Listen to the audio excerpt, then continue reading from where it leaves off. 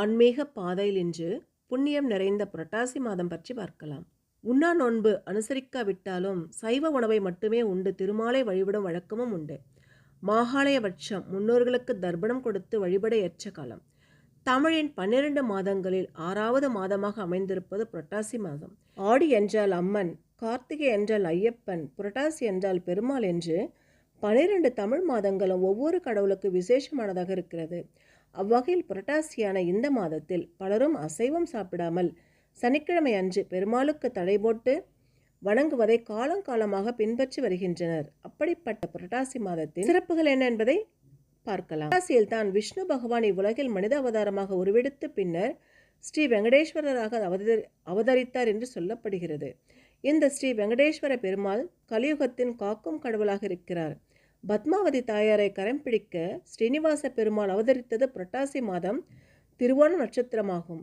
வாரத்தின் கடைசி நாட்களில் ஒன்றான சனிக்கிழமையை பலரும் ஒதுக்கி வந்த காரணத்தினால் சனி பகவான் பெருமாளிடம் 2 வரங்களை பெற்றார். ஹிரண்யன் ஹோலிகா துவாபர யுகத்தில் விஷ்ணு பகவான் கண்ணனாக பிறந்திருப்பதை அறிந்து அவரை கொலை செய்ய முயற்சித்த போது சனி பகவானின் பார்வைப்பட்டு ஹோலிகா எரிந்து சாம்பலாகி விடுவாள். இதன் பொருட்டு சனி பகவான் கிருஷ்ணரிடம் சனிக்கிழமை விஷ்ணுவை போற்றும் நாளாக அறிவிக்க வேண்டும் என்று வரம் கேட்டார். இதன் பொருட்டு சனிக்கிழமை பெருமாளுக்கு உகந்த நாளாக வழிபடப்படுகிறது. இதனை இன்னொரு விதமாகவும் கூறுகின்றனர்.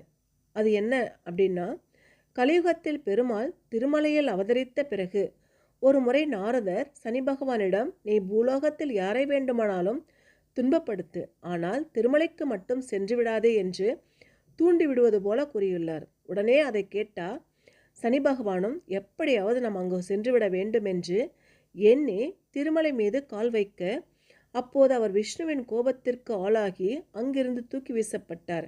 பின்னர் விஷ்ணுவின் சக்தியை நன்கறிந்திருந்த சனி பகவான் அவரிடம் மன்னிப்பு கேட்டார்.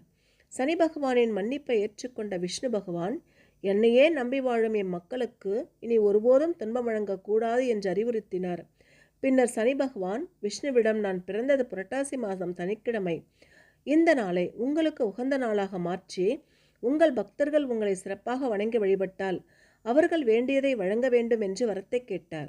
விஷ்ணுவும் சனி பகவான் கேட்ட வரத்தை அருளி சனிக்கிழமை விஷ்ணுவுக்கு உகந்த நாளாக அமைத்து கொண்டார்.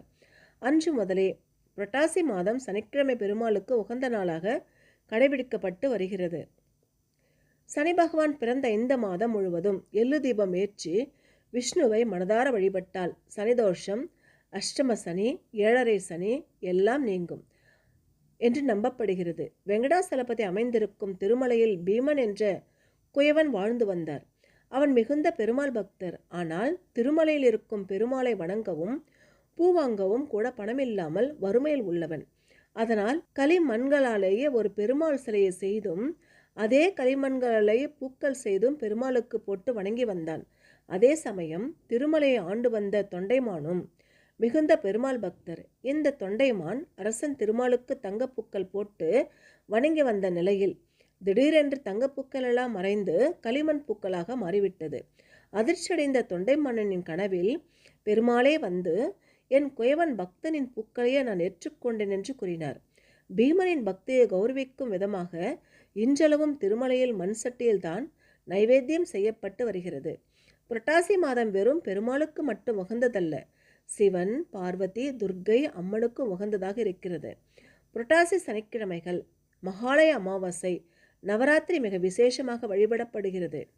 புரட்டாசி மாதத்தில் செய்யப்படுகின்ற தளிகை பற்றி பார்க்கலாம்.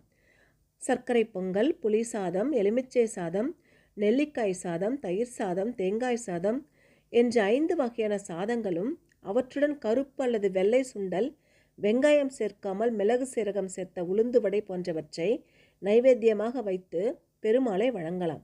இது தவிர பானகம், மாவிளக்கையும் நைவேத்தியமாக சேர்த்து கொள்ளலாம். இந்த புரட்டாசி மாதம் பெருமாளின் திருவுருவப் படத்துக்கு துளசி, சம்பங்கி, சாமந்தி, தாமரை போன்ற மலர்களால் அலங்கரித்து வழிபடுவது சிறப்பு. ஸ்ரீ வெங்கடேச பெருமாளை பல வண்ண மலர்களால் அலங்கரித்து பெருமாளுக்கு தளிகை போட்டு நைவேத்தியங்களை படைத்து துளசி தீர்த்தம் வைத்து தீபதூப ஆராதனை காட்டி கோவிந்த நாமம் உளமாற கூறி ஸ்ரீ வெங்கடேச சலபதியை வழிபடலாம். காதுகுத்து, வளைகாப்பு, மஞ்சள் நீராட்டு போன்ற விழாக்களை செய்யலாம். புதிய தொழில் அல்லது வியாபாரம் தொடங்கலாம். கல்வி அல்லது கலைகளில் சேரலாம். ஆனால் இந்த புரட்டாசி மாதத்தில் திருமணம் செய்யக்கூடாது. இது காக்கும் கடவுள் விஷ்ணுவுடைய மாதமாக இருந்தாலும் இது மகாலயபக்ஷ காலமாகும். இந்த மகாலயபக்ஷ காலத்தில் 15 நாட்களுக்கு விண்ணுலகத்தில் இருக்கிற நாம முன்னோர்கள் பூலோகத்திற்கு வந்து நாம் செய்யும் வழிபாடுகளை பெற்று 15 நாட்களுக்கு தங்குவர். அதனால் பித்ருக்களுக்கு செய்யும் வழிபாடுகளிலேயே இந்த மாதத்தின் 15 நாட்கள் ஓடிவிடும். மீதம் இருக்கும் 15 நாட்களில் நவராத்திரி ஆரம்பமாகிவிடும். நவராத்திரிக்கான வழிபாடுகளில் அதிக வேலை இருக்கும் பொழுது திருமண ஏற்பாட்டிற்கான போதிய நேரம் இருக்காது என்பதால் இந்த மாதத்தில் திருமணம் செய்யக்கூடாது என்று சொல்லப்படுகிறது. இந்த முழு மாதமும் வழிபாட்டிற்குரியது என்று ஒதுக்கப்படுகிறது. இந்த மாதம் வாஸ்துக்குரிய சரியான மாதமாக இல்லாததால் திருமணம் தவிர இந்த மாதத்தில் கிரகப்பிரவேசம், பூமி பூஜை, புது வீட்டில் பால் காய்ச்சி குடியேறுவது போன்ற நிகழ்ச்சிகளை செய்யக்கூடாது. புரட்டாசியில் அசைவம் சாப்பிடாமல் இருப்பதற்கான காரணம் என்ன? அனைத்து ஐதீகங்கள் பின்னும் ஒரு அறிவியல் காரணமும் உண்டு, நம்பிக்கை காரணமும் உண்டு. அந்த வகையில் புரட்டாசியில் அசைவம் சாப்பிடாமல் இருப்பதற்கான அறிவியல் மற்றும் ஆன்மீக காரணங்கள் என்ன?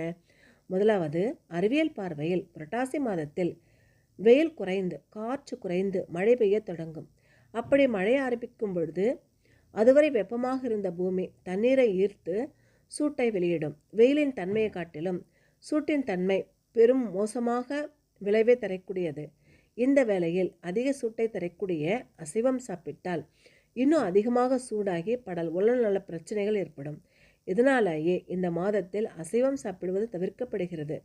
இதுவே புரட்டாசி மாதத்தின் அசைவம் சாப்பிடாமல் இருப்பதற்கான அறிவியல் காரணம். அதுவே ஆன்மீகப்படி பார்க்கும் பொழுது கன்னிராசிக்கு அதிபதியாக இருப்பவர் புதன். இந்த புதனானவர் விஷ்ணுவின் சொரூபம் என்பதால் இதுவே அவருக்கு ஏற்ற கிரகமாக அமைந்திருக்கிறது. புதன் கன்னிராசி ஆட்சி செய்யும் மாதம்தான் புரட்டாசி.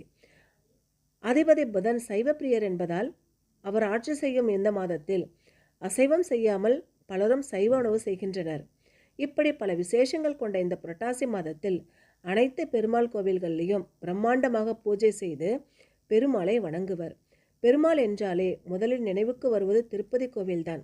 திருப்பதியை தவிர காஞ்சிபுரம் வரதராஜ பெருமாள், சென்னை பார்த்தசாரதி கோவில், மதுரை கூடலழகர் பெருமாள் கோவில் என்று பல பிரபலமான பெரிய கோவில்களில் இருந்தாலும் அற்புதம் வாய்ந்த பல சிறிய பெருமாள் கோவில் பற்றி அவ்வளவாக நாம் தெரிந்து கொள்வதில்லை.